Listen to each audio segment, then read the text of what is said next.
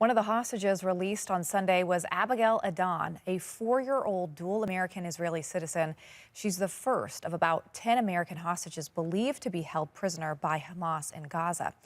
The Biden administration was deeply involved in the negotiations for the ceasefire, and several Thai hostages, as well as a Russian, were released. So why not more Americans? We're joined now by Representative Chuck Fleischmann, Republican of Tennessee. Congressman, it's good to see you. Welcome to the show. Lindsay, thank you. It's a pleasure.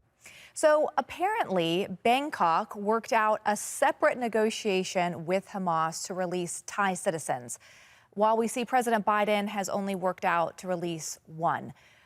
Does he need to be tougher in these negotiations? There could be up to 9 Americans remaining in Gaza hostage. Understood. Well, let's be very thankful that the 4-year-old was released, Abigail, and she's safe. And we're very fortunate anytime we see any hostage released. First of all, I think it's outrageous that there are any hostages. Hamas is a radical organization. They're a terrorist organization. What they did is wrong, and it needs to be condemned totally, universally, and the like. Having said that, I think President Biden needs to be abundantly clear with his rhetoric, with Blinken's rhetoric, with American rhetoric, to say we will not rest until every American hostage is released. The duty of the American government is to protect the American people, and there can be zero tolerance for the fact that more Americans remain in captivity held by these terrorists at Hamas.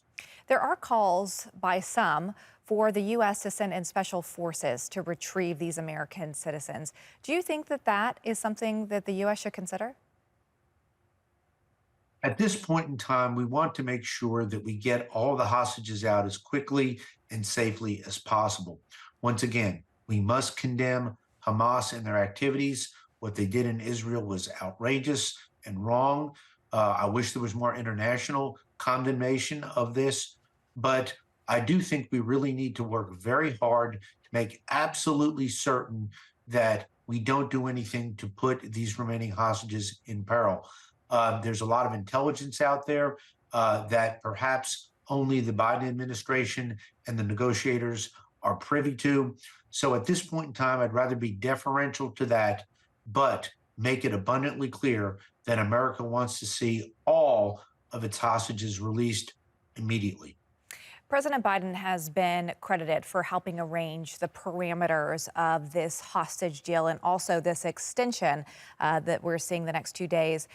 But before his administration, besides one instance during the Obama administration, the U.S. has a rule that we do not negotiate with terrorists. So do you think that this is setting a bad precedent, or is this the only way right now to be able to release these hostages?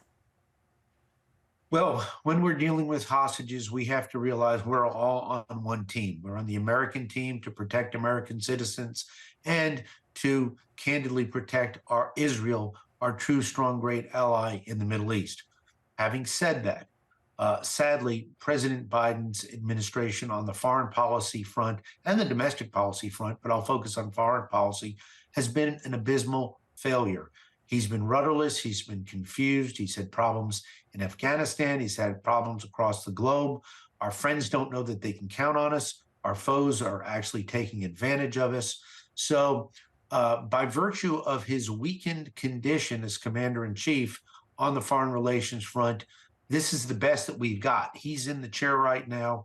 He's doing his best, I believe. The problem is he's been so rudderless and confused.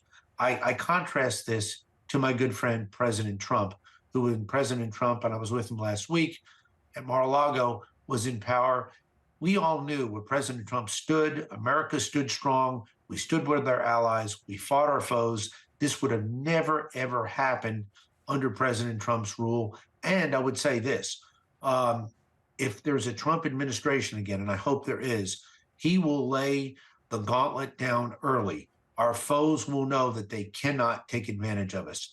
Unfortunately, President Biden is stuck where he is stuck, and now we've got to hope and pray for the best for the benefit of the American people and the American hostages.